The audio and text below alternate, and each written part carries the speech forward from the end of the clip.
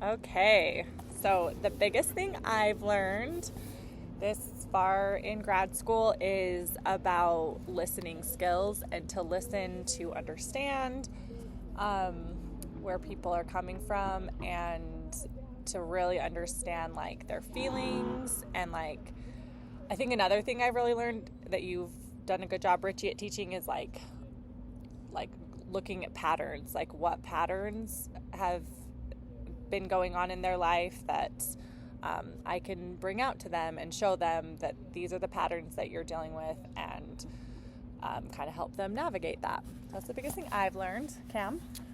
All right, I'm up next. The most profound experience that I've had a few. Kind of ties into that third part of what kind of therapist I want to be. Is I don't really want to be a therapist.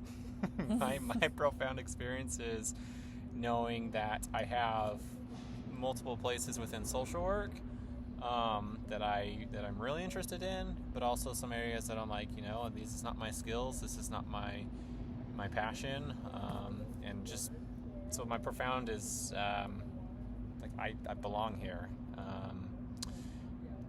The interventions that I thought were interesting throughout the course is a lot of MI. Like I'm super interested, and I like MI. It works well in my setting at the hospital, in crisis and substance use.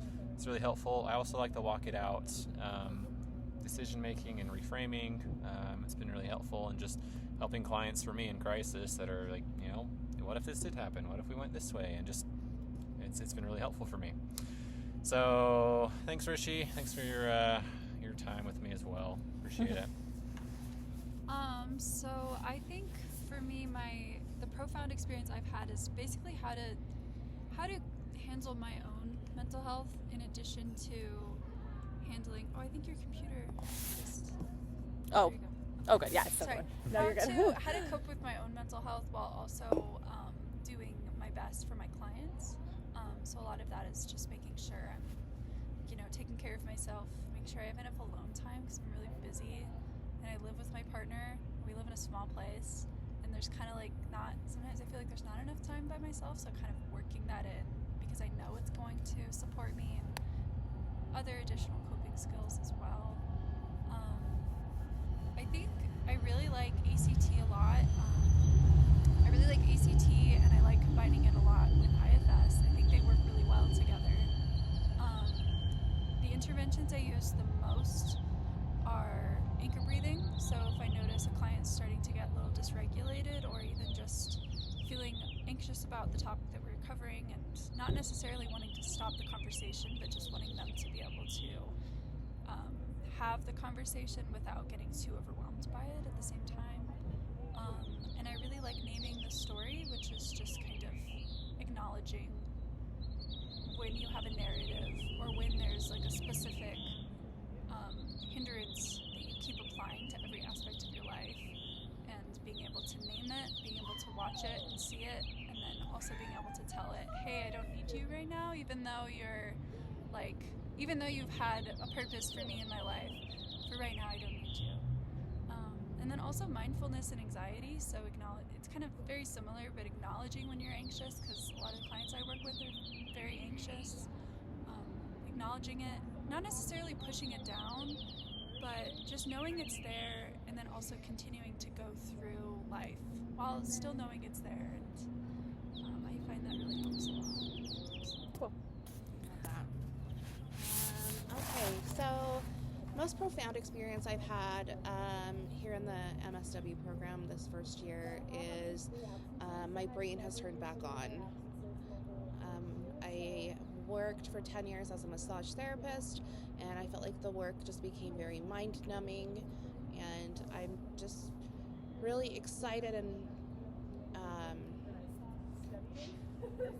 just appreciative of all of the intellectual conversations I've been able to have with my colleagues and my professors here at the university.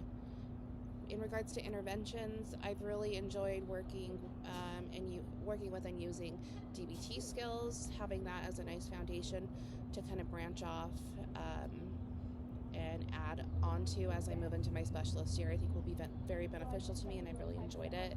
And I'm really really intrigued with mind and mind-body bridging. So I think moving forward, that's an area I really want to explore. Okay. So one of the things that I found really impactful this semester was I have realized that I need to be more conscious about how I present myself as a therapist. I like to bounce my leg a lot, and I've realized that that's kind of like a self-soothing thing that I do. But I have also realized that, a lot of people interpret it as me being anxious or nervous, and, a client wants to be confident in their clinician, and if they feel like I don't know what I'm doing, then they're not going to feel that way. One of the techniques that I've brought in is I've done a little bit of like the self-reflecting with the mirror on the paper and writing down like what you see and then reevaluating that. Another intervention that I've done is I've brought in the empty chair. That one worked well, and then one I did yesterday actually is a variation of the animal cards, but it's more just asking somebody what they feel like animal they resonate with and why, and then also like what attribute of that animal they want to emulate. Some of the comments we had in our group yesterday were they found it really beneficial to be to look at it that way, because they felt like they can't say positive things about themselves, but when then they're able to relate it to an animal, they're able to see some of their qualities and some of their strengths, and so that was really really interesting. So Hey, thanks, Richie.